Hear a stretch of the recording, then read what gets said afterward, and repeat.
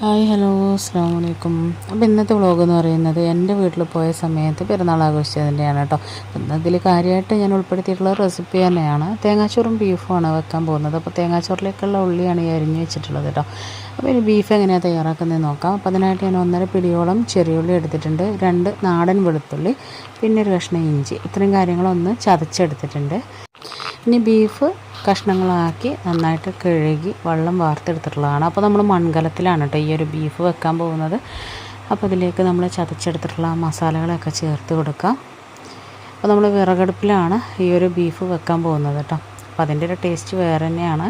മിക്സിയുടെ ജാറിലേക്ക് അല്പം വെള്ളം ഒഴിച്ചിട്ട് അതും കൂടെ ഇതിലേക്ക് ചേർത്ത് കൊടുത്തിട്ടുണ്ടായിരുന്നു. ഇനി ഇതിലേക്ക് ഞാനൊരു 5 ടീസ്പൂൺ മല്ലിപ്പൊടി ചേർത്ത് കൊടുത്തിട്ടുണ്ട്, ഒരു 2.5 ടീസ്പൂൺ മുളക് പൊടി, ഒരു 1.5 ടീസ്പൂൺ മഞ്ഞൾപ്പൊടി, 1 ടീസ്പൂൺ ഉലുവ, ആവശ്യത്തിന് ഉപ്പ്, ഇത്രയും കാര്യങ്ങൾ ചേർത്ത് കൈ വെച്ച് നന്നായിട്ട് തന്നെ കുഴച്ചെടുക്കണം കേട്ടോ.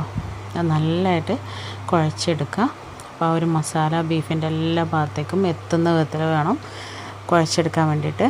എന്നിട്ട് അതിലേക്ക് ഒരു ഇച്ചിരി കൂടെ വെള്ളം ഒഴിച്ചിട്ടുണ്ടായിരുന്നു കേട്ടോ. അതായത് ഒരു തവി വെള്ളം ഒഴിച്ചിട്ടുണ്ടായിരുന്നു. വിറകടുപ്പിൽ നന്നായിട്ടൊന്ന് കത്തിച്ച് നല്ലതായിട്ടൊന്ന് തിളച്ച് വരുന്ന സമയത്ത് പിന്നെ ഒരു ഹാഫ് വേവാകുമ്പോൾ കുറഞ്ഞ തീയിൽ കിടന്നിട്ട് നല്ലതായിട്ട് ഒന്ന് കിടന്ന് വേവണം കേട്ടോ. അപ്പോഴാണ് അതിൻ്റെ ഒരു കറക്റ്റ് ടേസ്റ്റ്.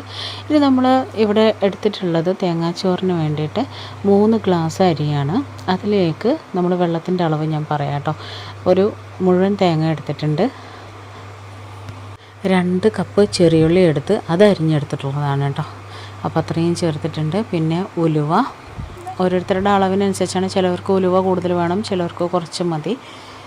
ഞാനിപ്പോൾ ഇവിടെ 2.5 ടേബിൾ സ്പൂൺ ഉലുവയാണ് ചേർത്തിട്ടുള്ളത്. ഇവിടെ ഉപ്പക്കൊക്കെ നന്നായിട്ട് ഉലുവ വേണം കേട്ടോ, അതുകൊണ്ടാണ്. പിന്നെ കുക്കറിൽ നമ്മൾ വെക്കുന്ന സമയത്ത് 1 ഗ്ലാസ് അരിക്ക് 2.25 ഗ്ലാസ് വെള്ളം എന്ന കണക്കിനാണ് എടുക്കേണ്ടത് കേട്ടോ. അപ്പോൾ ആ രീതിയിലാണ് നമ്മൾ വേവിക്കാൻ വെച്ചിട്ടുള്ളത്. അപ്പോഴേക്കും നമ്മുടെ ബീഫ് ഇതാ നല്ലതായിട്ട് വെന്ത് കിട്ടിയിട്ടുണ്ട്. അപ്പോൾ ഞാനത് അകത്തേക്ക് കൊണ്ടുവന്ന് വെച്ചതാണ് കേട്ടോ. നമ്മുടെ അടുപ്പിൽ കിടന്ന് വെന്തിട്ടുള്ള ബീഫാണ്. അപ്പോഴേക്കും നമ്മുടെ തേങ്ങാച്ചോറ് വെന്തിട്ടുണ്ട്. ഇതിൻ്റെ ഒരു വേവിൻ്റെ അളവ് എങ്ങനെയാണെന്ന് വെച്ച് കഴിഞ്ഞാൽ 1 വിസിൽ ഹൈ ഫ്ലെയിമിൽ വന്നതിന് ശേഷം ലോ ഫ്ലെയിമിലേക്ക് മാറ്റി 10 മിനിറ്റ് ലോ ഫ്ലെയിമിൽ കുക്ക് ചെയ്തെടുത്തു കഴിഞ്ഞാൽ അടിയിൽ ഒട്ടും പിടിക്കാണ്ട് വിട്ട് കിട്ടുന്ന പരുവത്തിൽ നല്ലൊരു അടിപൊളി തേങ്ങാച്ചോറാണ് നമുക്ക് കുക്കറിൽ കിട്ടുന്നത് കേട്ടോ. അപ്പോൾ അത് ഞാൻ ആ ഒരു വെള്ളം ഒഴിച്ച സമയത്ത് ആ കുക്കറിനകത്ത് കൊള്ളാത്തതുകൊണ്ട് കുറച്ച് വലിയ കുക്കർ എടുത്ത് അതിനാണ് കേട്ടോ വേവിച്ചെടുത്തിട്ടുണ്ടായിരുന്നത്. ഇനി നമുക്ക് പപ്പടം അല്ലാതെ എന്ത് തേങ്ങാച്ചോറല്ലേ, അപ്പോൾ പപ്പടം കൂടെ പൊരിച്ചെടുക്കുന്നുണ്ട്. ഇനി ചിലർക്ക് തേങ്ങാച്ചോറിലേക്ക് വലിയ ഉള്ളി അരിഞ്ഞ് സുർക്കയിലിട്ടതൊക്കെ കൂട്ടാൻ ഭയങ്കര ഇഷ്ടമാണ് കേട്ടോ. അങ്ങനെ ചെയ്യണമെന്നുണ്ടെങ്കിൽ അങ്ങനെ ചെയ്യാം. ഇതാ കുറച്ച് ഹൈദരാബാദി ബിരിയാണിയും കൂടെ ഉണ്ടായിരുന്നു, അപ്പോൾ അതും കൂടെ നമ്മൾ എടുത്തിട്ടുണ്ട്. അപ്പോൾ ഇത്രയേ ഉള്ളൂ പെരുന്നാൾ വിശേഷങ്ങൾ. അപ്പോൾ ഈ